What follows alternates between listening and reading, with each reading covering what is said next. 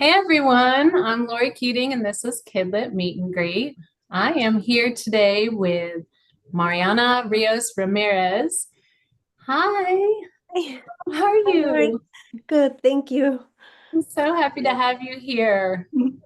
Yes, me too. Thank you so much, Lori. Of course. Can you please share with everyone a little bit about yourself and also the titles of all of your books? Yes. So, I am a Mexican writer, Mhm. and right now I am living in South Carolina with my husband, my two kids, and my dog Rogers, which we adopted from a shelter. And I am the author of Santiago's Dinosaurios, which was illustrated by Udayana Lugo and published by Albert Whitman. Well, it's going to be 2 years this coming Sunday. I cannot believe how fast that happened. But yeah, it came out in 2022. And then my newest book is Abuelita's Gift. And this book is illustrated by Sara Palacios, was published by Knopf Books for Young Readers, and it just came out on September 10th. So I'm still celebrating, and it Yes. came out also in Spanish with the title of El Regalo de Abuelita. So these are my books, and something else about myself that I can share is, well, I love photography. So I love that. And you will see like on my Instagram that I love landscaping and animals. So I also like traveling and singing. Um, yeah, I used to be in college. I used to sing with a group of students. And then I was singing for my church choir for quite a while. Before my life got crazier as my kids got older. Yeah. And now with the different schedules, I can't do that anymore because I cannot make practice. But yeah, it's something I loved. And I was a teacher for 7 years before having my kids. Wow. I'm a high school teacher. So I taught different subjects. I studied business, like international business, and Mhm. I was teaching from economics to like critical thinking, creative thinking, and also my favorite was entrepreneurship, which I also got to teach in college, in the college that I studied. And I was teaching in the high school that I studied. So that was so special. I got to teach one semester entrepreneurship before having my baby. So I Wow. thought that I'll just go have my baby and then I was thinking I'll come back, Sure. but no, that didn't happen. All right. So instead, since I had my kid and then my daughter came 2 years after, I started my own business. Like after having taught entrepreneurship for quite a while, a friend and I started a business. It was when Facebook was like Facebook pages were starting. Mhm. So we were selling decorations for baby showers and first communions and birthdays. Yeah. Wow. So that was like my life before being a writer. So Okay. yeah. Wow, you've done so much. And it all sounds like just like fun and even really mostly art related, which is writing also. So how did you get started writing for children then? Well, I always loved writing, but I never thought that I would become a writer, you know? I loved writing my journals, my diaries, and writing letters. Like in college, my husband and I started dating in college. So we would write letters to each other, which we still have. So I always loved writing. But I started writing for children when I came to the US because in 2016, my family moved my family, just like my kids, my husband and I. Well, we had another dog back then, Chester, who came with us. But we moved to US to Anderson, South Carolina, because of my husband's job. He works for Bosch. So he got an opportunity here. So we just came here. And at that time, my son was 5 and my daughter was 2. So we came in August 2016, and like 2 weeks later, my son had to go to kindergarten without speaking any English. Aw, So yeah, like in those months, like the first months while we were here, he was struggling a lot in school without understanding. He had a problem making friends, although the kids were very welcoming, but sure. he couldn't communicate. But thankfully, he had like really nice teachers. He had also an English as a second language teacher. And at home, we were helping him with picture books, for Oh, him to, yeah, for him to learn English because my husband and I knew English. So okay. that was an advantage. So I would use picture books to help my son and daughter learn English. And it would allow us that connection and that mommy cute time, while at the same time it would be helping them to learn English. So that's how I fell in love with picture books. And but that was 2016, and I started learning how to write for children until 2018 because I still kept my business going. Like I came to US and my friend and I still kept it going for until Wow. 2018, but it was very complicated with the distance. Sure. So in January 2018, I was like, okay, I'm done with that. But I was used to being busy, so I was like, what am I going to do now? So I started learning photography and I started taking classes for picture book writing. And Santiago's book is actually inspired by that experience of my son not Uh, speaking English on his first day of school. So yes, this book is inspired by what we went through. Well, mainly him sure. with when we came to the US. So that's what started me into writing, and that's how my first book came to be. Okay. And if I'm honest, I think that moving here has been such a big change in my life that it also impacted Abuelita's gift. Because when we came here, the language was not like the only change we went through. We were suddenly faced with new culture, new traditions, Sure. different food. And my husband and I wanted the kids to embrace like the new culture here, and we've done it and we like it. But we also wanted my children to keep their Mexican roots and that connection to their country. So for us, Dia de Muertos became a perfect opportunity to celebrate a Mexican holiday that is about family so that we could tell them about our great grandparents and our grandparents. So we started celebrating actually when we came here, setting up the ofrenda and everything. And then it was maybe 2019 when I was already drafting picture books that I thought like, well, what if I write a book about Dia de Muertos? We've been celebrating it. My kids like it. It's a beautiful tradition, and I wanted to share it with more children. So that's what inspired me to write Abuelita. So as you can tell that like moving here, Yeah. sometimes I wonder if I had stayed in Mexico, I am not, I don't know if I would be a writer. Oh, So it's wow. funny how life has Sure. a way of directing you in. And for me, it's been a wonderful surprise, something that I always liked, but I never had like in my radar. So yeah, it's been exciting and very, very new because it was not like something that I was expecting at all. Oh, well, it's inspiring. I mean, even for adults, like I had no idea that that was a tradition that you all had. That was my first experience learning about it.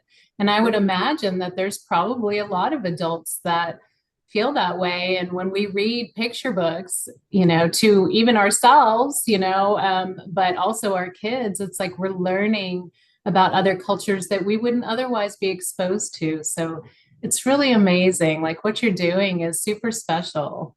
Oh, thank you, Lori. And the thing is, I realized that here in the US, there are a lot of kids with Latin background Mhm. that celebrate Dia de Muertos. Or so for me, it's important that these kids can get to see themselves in the Yes. in the characters that I write about, and that they can see that the characters look like them, and that hey, they celebrate like just like us and my family. And actually, it's funny because in one of my recent school visits, Mhm. I was I contributed with an organization that organized a school visit in Mexico.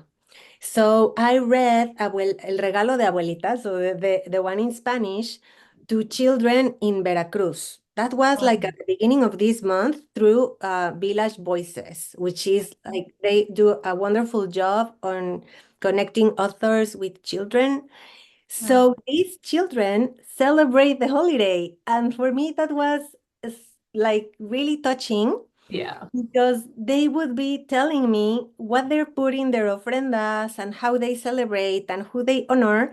So I've had the children that I've talked to here that are not familiar, and so they learn, as you said, by reading the book and hearing me.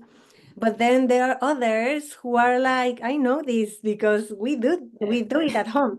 So Yeah. it's very nice how a picture book can really touch children in different ways. Yeah. Yes, So definitely. it's been wonderful.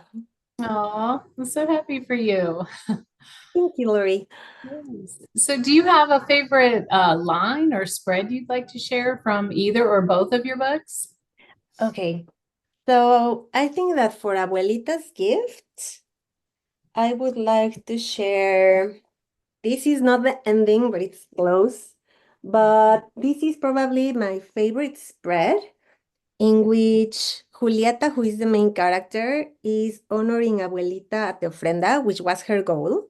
So she was looking for the perfect gift through the whole story, and this is where she presents it. I won't say more or how she discovers, but I just love the joy and the warmth in this spread. And you can see here in the ofrenda the picture of Abuelita and what Julieta decides to add as a memento for the photo. So yes, this is one of my favorite spreads in Abuelitas. It's beautiful. And thank you. And for Santiago, I would say that um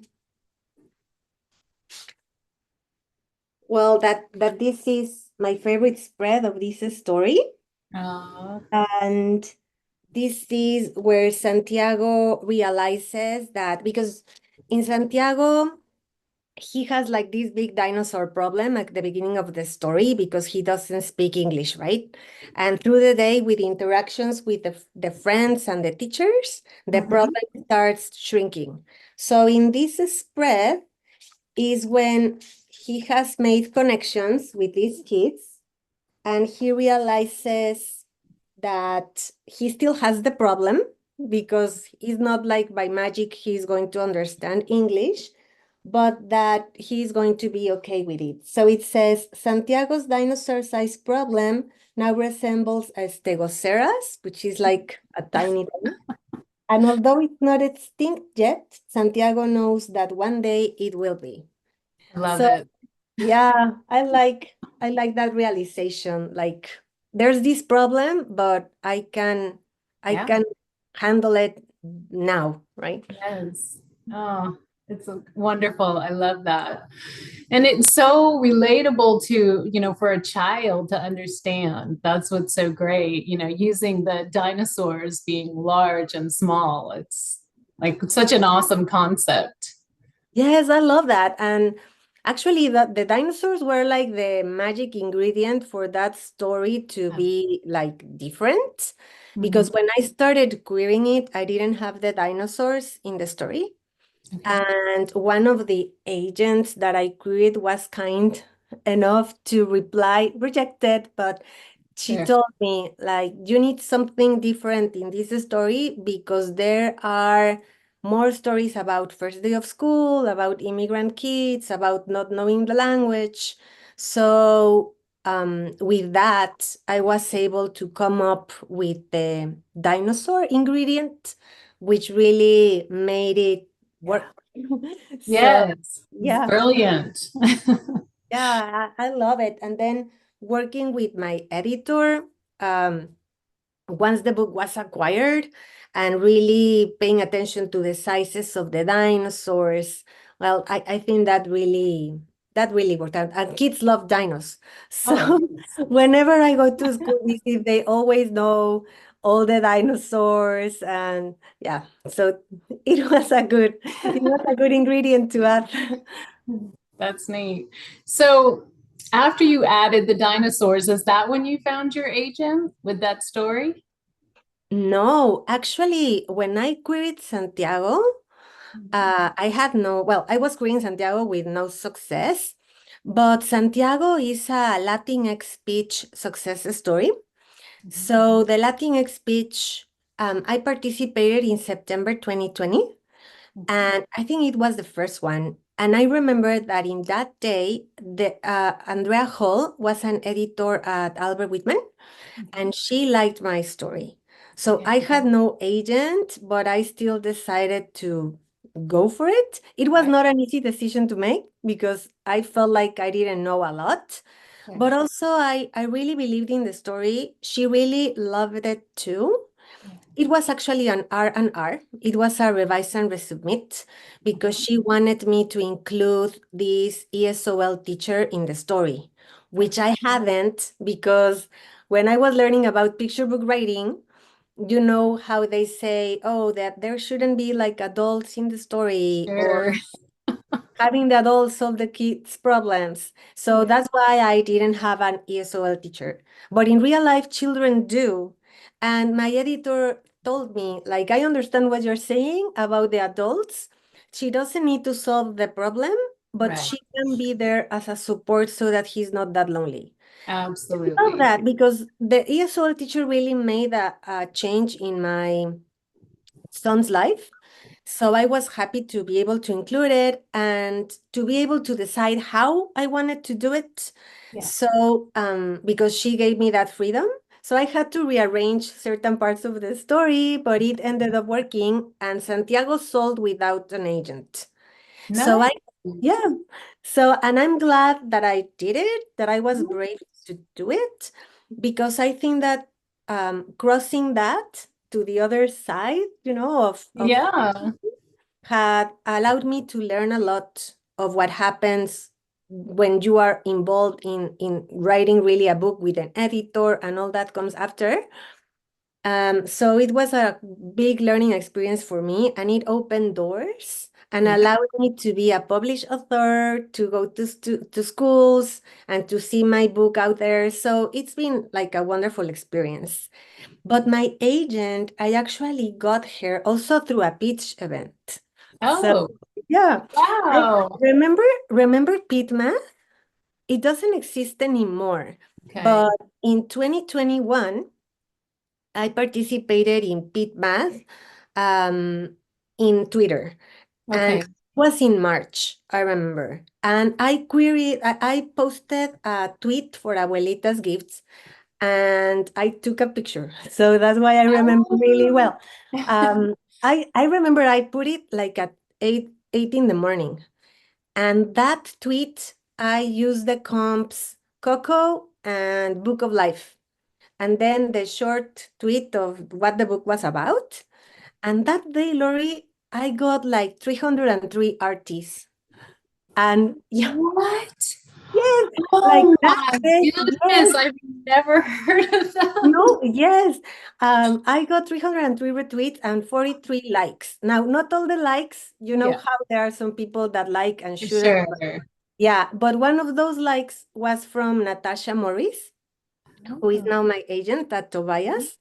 So she liked it, so I sent it to her, and then she requested more. But all that process was like a lot of waiting. Okay. but we ended up signing, well, I ended up signing with her in July. That was 2021. Okay. So she sold the story by September. Wow, It that's was so like super fast. fast. I Oh, think that what helped was that she knew exactly who to query for that story because my editor, Jana Leknaf at Knopf, she really resonated with the story. So like in a personal level. yeah.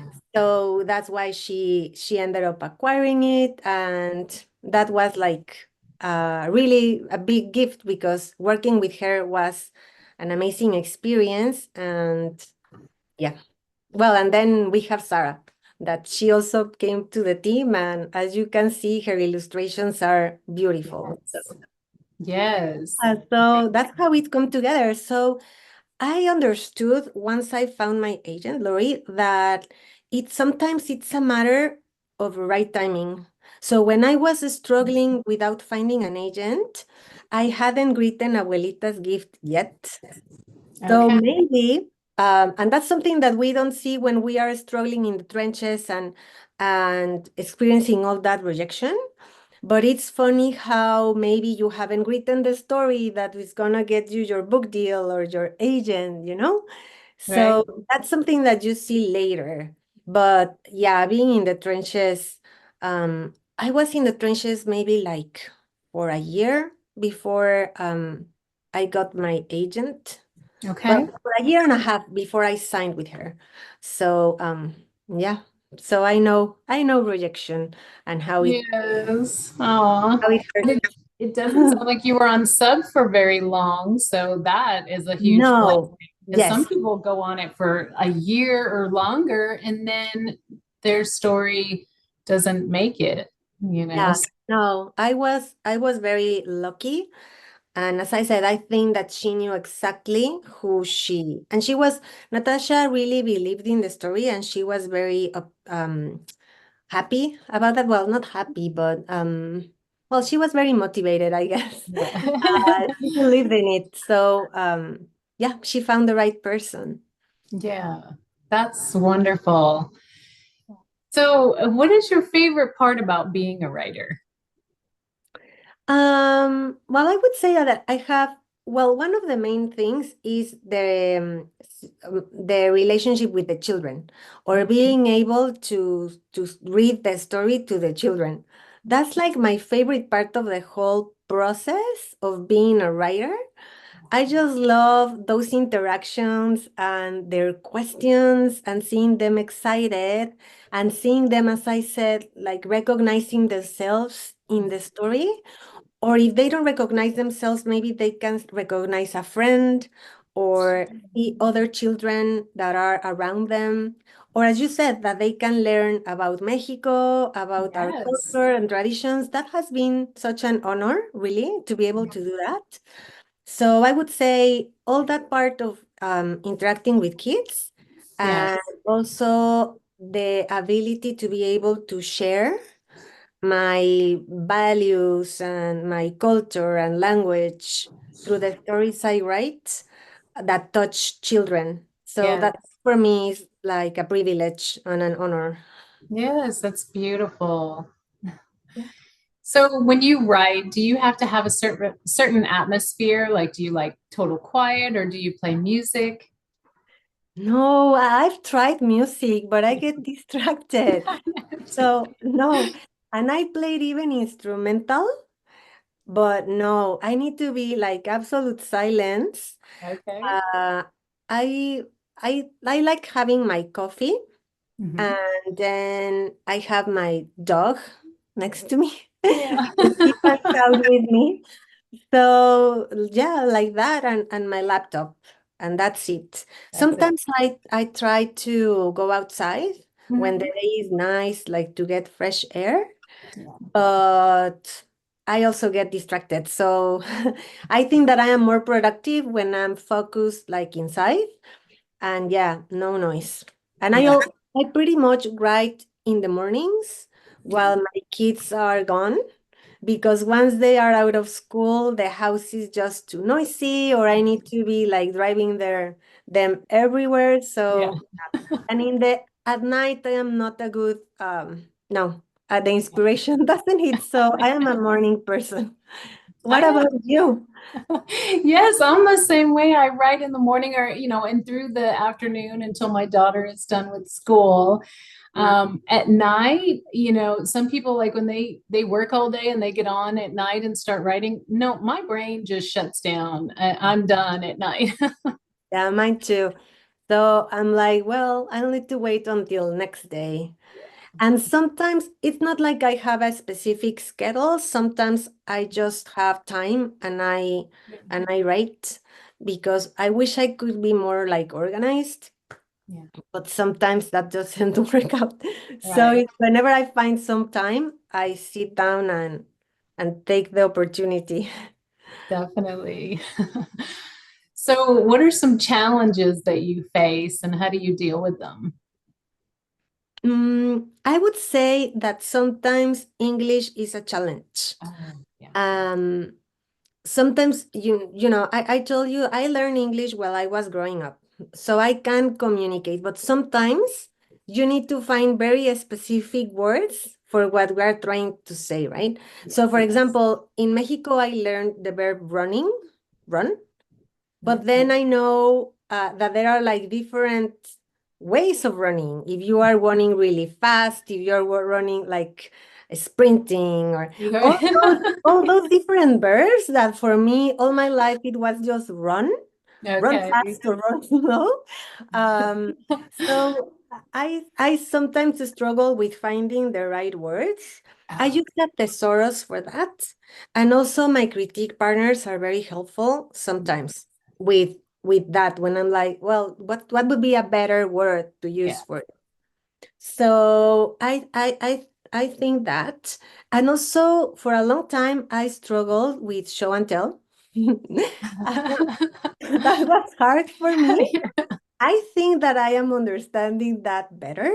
Yeah. So yeah, but it took me a while. But I think that after working with my editors, Yes. that really clicked better. Yes. Um, and another challenge, I guess, it's just having patience because everything is so Yes. slow and the querying is slow, but Yes. also when you are on the other side and you are working, well, when you are working on with your editor and you are waiting for them to reply to what you sent, sometimes the process is just long Right. and and I sometimes I have learned to be like patient, but yes, and it takes a while. Abuelita took 3 years from when Oh, it from when it was acquired to when it came out. So Santiago, for example, was a year and 7 months. okay. So that was fast, but Abuelita took longer. Because Sarah was very busy Yeah. and we really wanted Sarah to participate in the project. So we had to push because it's a holiday book. Yeah. We had to push it a year, but it was totally worth it. But meanwhile, yeah, all the waiting is is hard. But I've been working with my editor in another book. Oh, So yeah, that's been filling the time. And also, well, writing other stories for when we can go on Sov again. okay. So is that this new story? Is that like another project? And is that Yes, going to be an announcement you're going to make soon? I'm hoping. Okay. I think that they are in the process of getting an illustrator or yeah, Okay. because we have been working on that book also. So yes, I'm hoping that soon we can announce that. It's also a story that is related to Mexico. That's what I can share. Okay. And I'm very excited about it. So Yay. I can't wait to hear yes, about it. yes, thank you, Lori. So any advice that you would like to share with new authors? Um, Well, one of the main advices would be to be patient, to to trust yourself and have faith that the yes is coming. And I know it's hard, but I was there, and that's why I can say this, because sometimes it's really heartbreaking to get all that rejection. But if you understand that it's about the timing and finding the moment in which everything converges and comes together, I think that that gives more encouragement to keep it going. Yeah. Also, I would say have critique partners. For me, Yeah. that has been like such a blessing. Yes. And they they are not only supporters for the critique itself or the feedback they provide, but with time they become friends that you can lean on and go through the ups and downs of the publishing world. So it's hard, you don't want to be alone. So I recommend that you find people that you can trust with your work, because I know it's sometimes not easy, but find critique partners you can trust. And also take advantage. There's a lot of free, uh, Oh. yeah, like webinars. I mean, Mhm. is your KidLit and Grid, you can get to learn a lot about the other authors' experiences, contests. So there's a lot of free ways of getting more knowledge and getting better as a writer that sometimes you just need to be open to it, I guess. Yeah. Because there are free webinars through SCBWI, or Yes. sometimes there are giveaways like your critiques that you were offering. Yeah. So it's a matter of putting yourself out there and taking advantage of those free opportunities out there that can really boost your learning about the writing craft and other things like experiences from other authors Sure. that that can tell you more about the publishing industry. Yes. That's excellent advice. Thank you. So, I'm gonna switch gears and do a little couple fun questions. Okay. So, what is something you can't live without and why? Well, it's not a thing, but I would say my dog. Oh, Yeah, your writing he's partner. yes, he's my writing partner, and he's lying down here right now, and he's always in my virtual school visits. He's my writing partner. Yes, Yay. so I mean, when I am in a webinar, so if he could talk and write, I mean, there's a lot of things he's learned for sure just by listening. So he's really, well, we love him so much. It's been a blessing to have him Yeah. as a companion. We got him just before COVID. And since I work from home, I'm pretty much here with him. So yeah, he is a great companion. So I really hope that he's gonna live for a lot of years. Oh, Yeah, yes. because I just love him so much. Yes. Maybe there's a picture book story in there for him Yeah. too, you know? Yes, yes. Okay, so if you could be any animal, what would you choose and why? Well, I love dogs, but I think that I would like to be a cardinal. Like, Oh, yes, the red birds. I come from a city. Like in Mexico, I lived in a city. And what I like about South Carolina is that there's a lot of trees and flowers. And right here in my backyard, I have a lot of those cardinals that come to the feeder. And they just give me so much joy when I look at them. oh, So, yes, I think that they are very pretty. I love how they sing, and they just give me yeah. a lot of peace. I enjoy them so much. And the best thing is that they are around like the whole year. And even when in winter they stay, which I appreciate. So, Yes. yeah, they just bring me so much joy, and I love watching them. So I guess that I would like to do that for others too, if I were a cardinal myself. Oh, well, you do bring so much joy to others, so it's a Glory. very fitting choice for you. So, oh, this has been so wonderful, Mariana. I know that we have been in Kids Book Crew together, and of course, we have interacted on socials, but to meet with you in person and talk with you, it's just been so wonderful. You're such a lovely person. I'm so excited for everything that the writing world has for you. You deserve every bit of it. So, I thank you, Lori. I feel the same. I am so happy that we've been able to talk, and I'm glad that we got to be in Kids Book Crew together. And I also wish you the best with all your coming projects. And yeah, I know that you're starting the year with a bang. right. Yes, I'm So excited. yeah, I can't wait to see what comes for you next also, and to keep supporting you on social media as we have been there for each other. So thank you so much for this time, Lori, and for being able to share with your audience. Yes. It's been so fun, and I'm so grateful. Yes, absolutely. So, can you share with everyone where they can find you on your socials? Yes, I can give you my website. It's www.marianariosramirez.com. And there in contact, there's like the links to all my social media. I have Instagram, Bluesky, Twitter. I also have a Facebook page. So for author. So yeah, all the links are there. Yeah. So you can connect. Yes, and I will put them all underneath this video and in a graphic at the end of this video so everyone Thank can you, be sure Lori. to find you. Yes, thank you so much. All right, thank you. Enjoy the rest of your day. You too, Lori. Thank you. Bye. Bye.